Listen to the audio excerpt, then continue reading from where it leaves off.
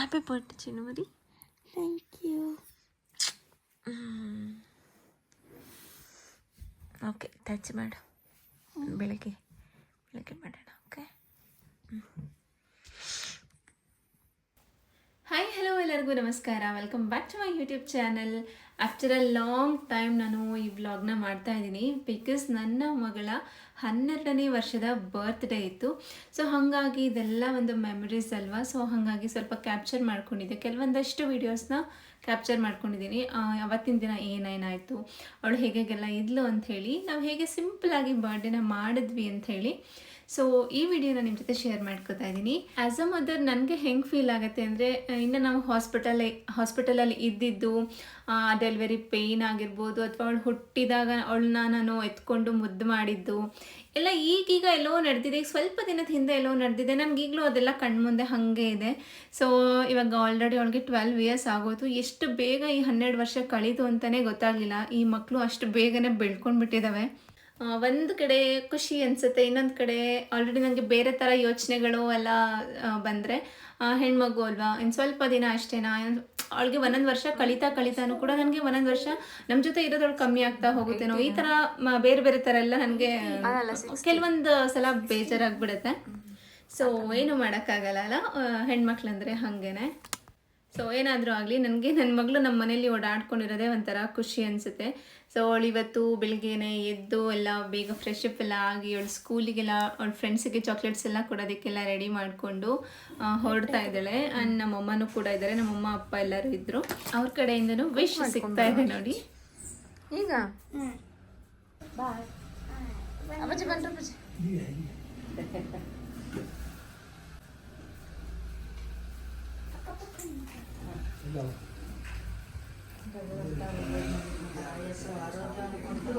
ನೀ ಇಷ್ಟಾರ್ಥವನ್ನು ಫಲಸಿದ್ಧವಾಗಿ ಭಗವಂತ ನಿನಗೆ ಅನಿಸಿ ಆಶೀರ್ವದಿಸಿ, ಒಳ್ಳೇದು ಮಾಡಲಿ, ಒಳ್ಳೇದು ಮಾಡಲಿ, ಒಳ್ಳೇದು.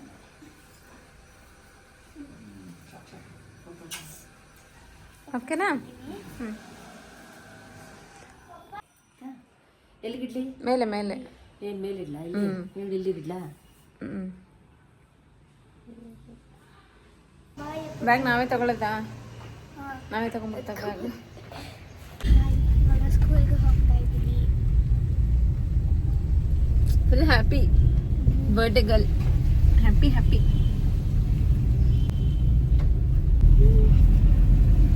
ಸಂಜೆ ಲೇಟಾಗಿ ಬರ್ಬೇಕಾ? ಸಂಜೆ ಅಲ್ಲ, ಮಧ್ಯಾಹ್ನ. ಇವತ್ತು Saturday. Okay okay. Half day full happy. ಒಂದು 10 minutes ಲೇಟಾಗಿ ಬನ್ನಿ ಸಾಕು. ಓಕೆ. ಇವತ್ತು ಬರ್ಡೇ ಆಗಿರೋದ್ರಿಂದ ನನ್ನನ್ನು ಸ್ಕೂಲ್ಗೆ ನೀವಿಬ್ಬರು ಬಂದು ಬಿಡಬೇಕು ಅಂತ ಹೇಳಿದ್ದು. ಸೊ ಹಾಗಾಗಿ ಅವಳನ್ನು ಹೋಗಿ ಬಿಟ್ಟು ಬರ್ತಾ ಹಾಗೆಯೇ ಸ್ವಲ್ಪ ತರಕಾರಿಗಳಿರಲಿಲ್ಲ. ಸಂಜೆಗೆ ಸಿಂಪಲಾಗಿ ಬರ್ಡೇ ಮಾಡೋಣ ಅಂತ ಅಂದ್ಕೊಂಡಿದ್ವಿ ಅಲ್ವಾ, ಪಲಾವ್ ಎಲ್ಲ ಮಾಡೋಣ ಅಂತ ಅಂದ್ಕೊಂಡಿದ್ವಿ. ಸೊ ಅದಕ್ಕೆಲ್ಲ ಒಂದಷ್ಟು ತರಕಾರಿಗಳು ಬೇಕಿತ್ತು. ಹಾಗಾಗಿ ಆನ್ ದ ವೇ ಬರ್ತಾ ಹಾಗೆಯೇ ತರಕಾರಿಗಳನ್ನೆಲ್ಲ ತೊಗೊಂಡು ಬಂದು ಬೆಳಿಗ್ಗೆ ತಿಂಡಿ ಮಾಡಿದ್ದೆ, ಅವಲಕ್ಕಿನ ಮಾಡ್ಕೊಂಡಿದ್ದೆ. ಸೊ ಬಂದ ತಕ್ಷಣ ಸ್ವಲ್ಪ ತಿಂಡಿ ಎಲ್ಲ ತಿಂದ್ಕೊಂಡು ಆಮೇಲೆ ಕಾಫಿ ಎಲ್ಲ ಕುಡಿದ್ಬಿಟ್ಟು ನಾನು ಸ್ವಲ್ಪ ಪಾತ್ರೆ ಎಲ್ಲ ತೊಳೆಯೋಣ ಅಂತ ಬಂದೆ. ಅಷ್ಟರಲ್ಲಿ ನಮ್ಮಮ್ಮ ಸಂಜೆಗೆಲ್ಲ ಏನೇನೋ ರೆಡಿ ಮಾಡ್ಕೋಬೇಕು, ಈ ತರಕಾರಿನೆಲ್ಲ ಹೆಚ್ಕೊಂಡು ಅದನ್ನೆಲ್ಲ ಇವಾಗಲೇ ಸೊಪ್ಪೆಲ್ಲ ಬಿಡಿಸ್ಕೊಂಡು ರೆಡಿ ಮಾಡ್ಕೋತಾ ಇದ್ರು. ನಾನು ಸಂಜೆನೇ ಮಾಡ್ಕೊಳ್ಳೋಣ, ಒಂದು 3 ಗಂಟೆ ಮೇಲೆ ಮಾಡೋಣ ಅಂತ ಹೇಳಿದೆ. ಬಟ್ ನಮ್ಮಮ್ಮ ಮತ್ತೆ ಎಲ್ಲ ಗಡಿಬಿಡಿ ಆದಂಗೆ ಆಗುತ್ತೆ, ಈಗಲೇ ಎಲ್ಲ ಹೆಚ್ಚಿಟ್ಕೊಂಡ್ಬಿಟ್ರೆ ಅಂದ್ಬಿಟ್ಟು ಮಾಡ್ಕೋತಾ ಇದ್ದಾರೆ. ಆ್ಯಂಡ್ ನಾನು ಆವಾಗಲೇ ಸ್ವಲ್ಪ ಜಾಮೂನನ್ನು ಮಾಡಿಟ್ಕೊಂಡಿದ್ದೆ. ಅಷ್ಟರಲ್ಲಿ ನನ್ನ ಮಗಳು ಕೂಡ ಬಂದು, ಇವತ್ತು ಸ್ಯಾಟರ್ಡೇ ಆಗಿರೋದ್ರಿಂದ ಸ್ವಲ್ಪ ಬೇಗನೆ ಬಂದ್ಲು. ಏನೋ ತೋರಿಸ್ತೀಯ ಅಂತ ಬ್ಯಾಗಲ್ಲಿ? ಮೇದಿನಿ ಕೊಟ್ಟಿದ್ದು ಗಿಫ್ಟ್. ಹೌದಾ? ಚೆನ್ನಾಗಿದೆ. ಇಂಕ್ ಪೆನ್ ಇದು. ಗೊತ್ತಾಯ್ತು. ಇದೆಲ್ಲ ಇಂಕ್.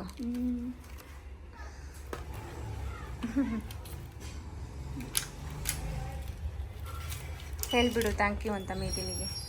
ಥ್ಯಾಂಕ್ ಯು ಮೇದಿನಿ. ನಾನು ಸ್ಕೂಲಲ್ಲಿ ಹೇಳಿದೆ. ಇಂಕ್ ಪೆನ್ ನಿಂದು ಫಸ್ಟ್ ಅಲ್ವಾ ಇದು? ಇಂಕ್ ಪೆನ್ ಇಲ್ಲಿ ಯೂಸ್ ಮಾಡಿಲ್ಲ, ಇದೇ ಫಸ್ಟು.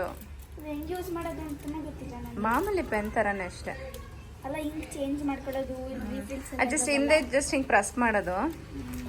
ಅಲ್ಲಿ ಇಂಕ್ ಇದೆಯಲ್ಲ ಅದನ್ನು. ಹಾಂ, ಮಾಡಿದ್ದೀನಿ. ಒಂದ್ಸಲ ಬರೀ ಗೊತ್ತಾಗುತ್ತೆ.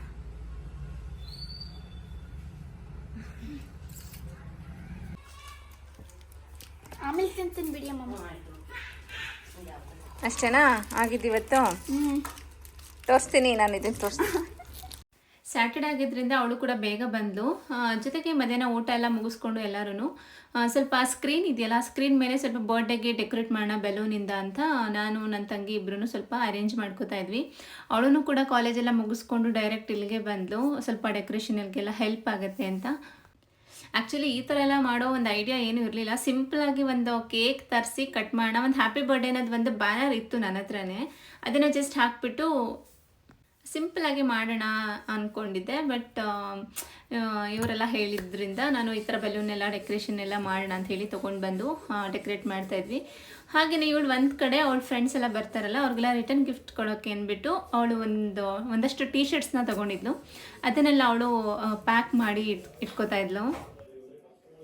ಆ್ಯಂಡ್ ಇವಾಗ ಫೈನಲಿ ಎಲ್ಲ ರೆಡಿ ಆಯಿತು, ಬಲೂನ್ಸ್ದೆಲ್ಲ ಡೆಕೋರೇಷನ್ ಮಾಡಿ ಆಯಿತು. ಸಿಂಪಲಾಗಿನೇ ಮಾಡ್ಕೊಂಡ್ವಿ. ನಾನು ಆ್ಯಕ್ಚುಲಿ ಹ್ಯಾಪಿ ಬರ್ಡೇ ಅಂತಿದೆಯಲ್ಲ ಅದು ಬೇಡ, ನನ್ನ ಹತ್ರ ಸಿಂಪಲಾಗಿರೋದು ಒಂದಿತ್ತು, ಅದನ್ನೇ ಹಾಕೋಣ ಅಂದ್ಕೊಂಡಿದ್ದು. ಬಟ್ ಇದು ಒಂಥರ ಫುಲ್ ಸ್ಕ್ರೀನ್ ಕಂಪ್ಲೀಟಾಗಿ ಕವರೇ ಆಗೋಯಿತು. ಅಷ್ಟರಲ್ಲಿ ನಮ್ಮಮ್ಮ ಒಳಗಡೆ ಪಲಾವೆಲ್ಲ ಮಾಡಿ ರೆಡಿ ಮಾಡ್ತಾಯಿದ್ರು. ಪಾಪ ನಮ್ಮಮ್ಮ ಎಷ್ಟು ಮಾಡಿದ್ರು ಅಂದರೆ ಅವತ್ತು ಕಂಪ್ಲೀಟಾಗಿ ಅಡುಗೆ ಮನೆ ಕೆಲಸ ಎಲ್ಲ ಅವ್ರು ಒಬ್ಬರೇ ಮಾಡಿದ್ರು. ನಾನು ಜಾಮೂನ್ ಒಂದು ಮಾಡಿದ್ಬಿಟ್ರೆ ಇನ್ನೇನು ಮಾಡಲಿಲ್ಲ. ಕಂಪ್ಲೀಟಾಗಿ ಎಲ್ಲ ನಮ್ಮ ಅಮ್ಮನಿಗೆ ಕ್ರೆಡಿಟ್ಸ್ ಹೋಗಬೇಕು. ಅವತ್ತಿನ ರಾತ್ರಿಯ ಊಟದ ಕ್ರೆಡಿಟ್ಸ್ ಎಲ್ಲ ಅಮ್ಮಂಗೆನೆ. ಅಷ್ಟರಲ್ಲಿ ಸಂಜೆ ಕೂಡ ಆಯಿತು. ಟೇಬಲ್ಗೆ ಸ್ವಲ್ಪ ಸಿಂಪಲಾಗಿ ಏನಾದರೂ ಮಾಡೋಣ ಡೆಕೋರೇಟ್ ಅಂದ್ಬಿಟ್ಟು ಮಾಡ್ತಾಯಿದ್ವಿ. ಅವಳ ಫ್ರೆಂಡ್ಸು ಮತ್ತು ನನ್ನ ಫ್ರೆಂಡ್ಸ್ ಎಲ್ಲ ಬಂದರು. ಅವರು ಬಂದು ಹಾಗೆ ಅವರು ಹೆಲ್ಪ್ ಮಾಡ್ತಾಯಿದ್ರು ಡೆಕೋರೇಟ್ ಮಾಡೋದಕ್ಕೆ. ಎಲೆ ಎಲೆ ಎಲೆ ಮೇಲೆ ಹಾಕಿದ್ರಿ ಕೆಳಗಡೆ ಹಾಕಿ.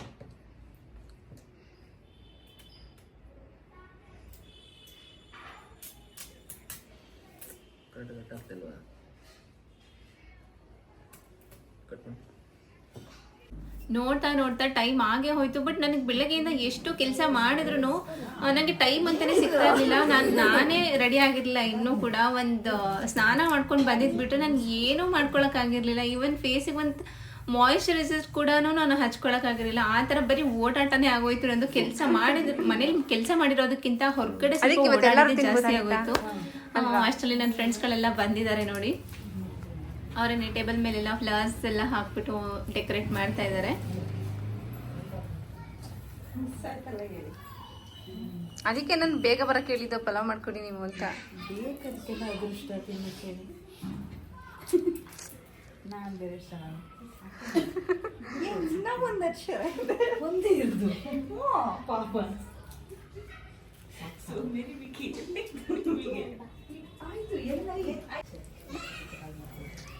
ಐದು ಜನ ಫ್ರೆಂಡ್ಸ್ ಆಗತ್ತಾ? ಒಂದೇ ಸೋಫಾಗೆ ಫೋಟೋಗೆ ಮಾತ್ರನಾ?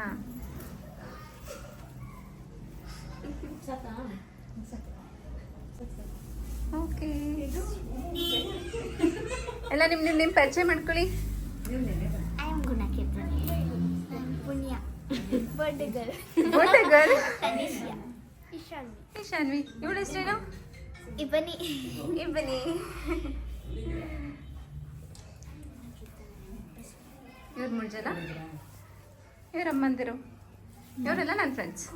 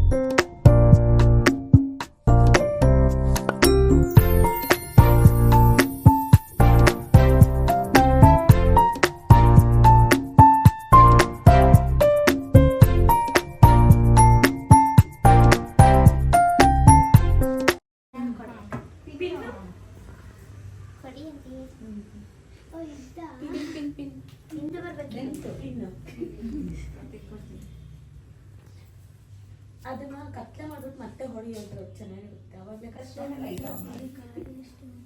ಯಾವ್ದು ಹೇಳಿ ಲೈಟು ನಾವು ಫಸ್ಟ್ ಒನ್ ಮೇಲೆ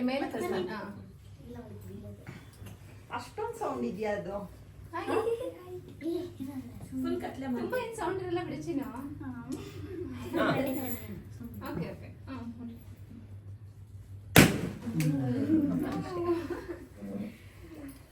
ಕಾಣಿಸ್ತದಲ್ಲಿ? ಕಾಣಿಸ್ತಾ?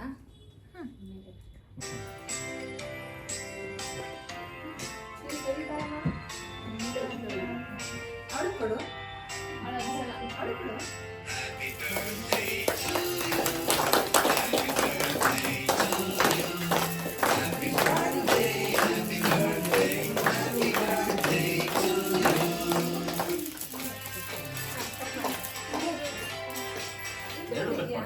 ಕ್ಯಾಂಡಲ್ ಮುಂದೆ ಇದೆ. ಕ್ಯಾಂಡಲ್ಸ್.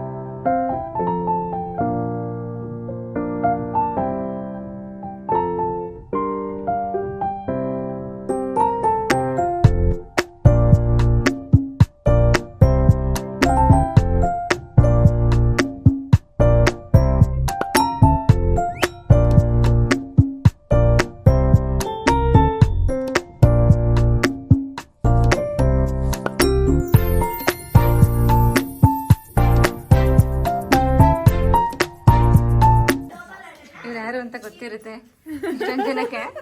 ನೋಡಿ ಗೆಸ್ ಮಾಡಿ ನನಗೆ ಕಾಮೆಂಟ್ ಮಾಡಿ ತಿಳಿಸಿ ಇವ್ರು ಯಾರು ಅಂತ. ಎಲ್ಲಿ ಮುಖ ತೋರಿಸಿ. ನೋ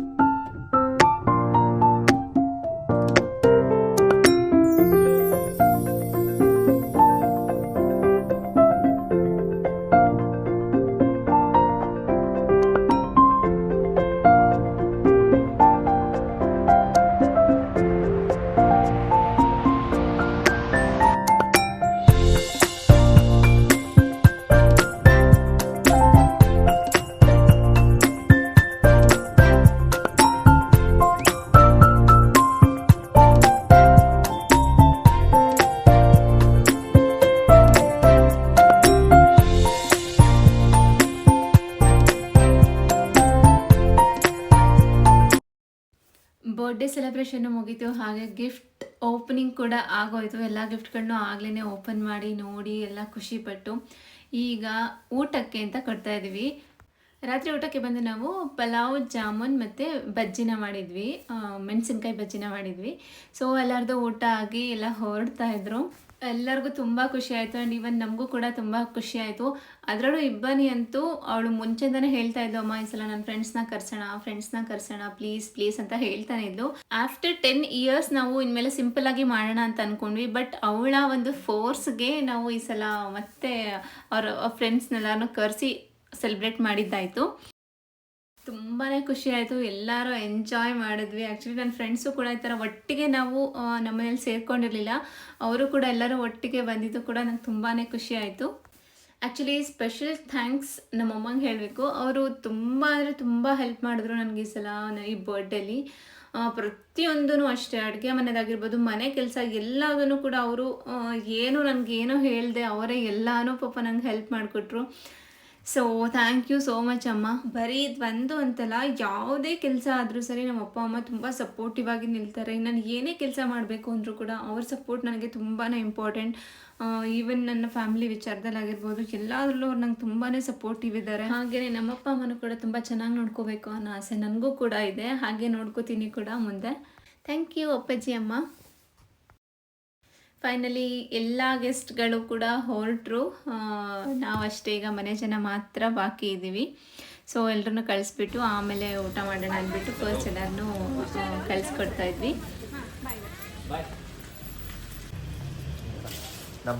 ಕೊನೆಗೆ ಬರ್ಡೇ ಮುಗಿಸಿದ್ವಿ. ಬರ್ಡೇ ಎಲ್ಲ ಮುಗೀತು. ಈಗ ನಮ್ಮದು ಊಟ ಮಾಡಬೇಕು. ಊಟ ಮಾಡಿಬಿಟ್ಟು ವ್ಲಾಗ್ನ ಎಂಡ್ ಮಾಡ್ತೀನಿ.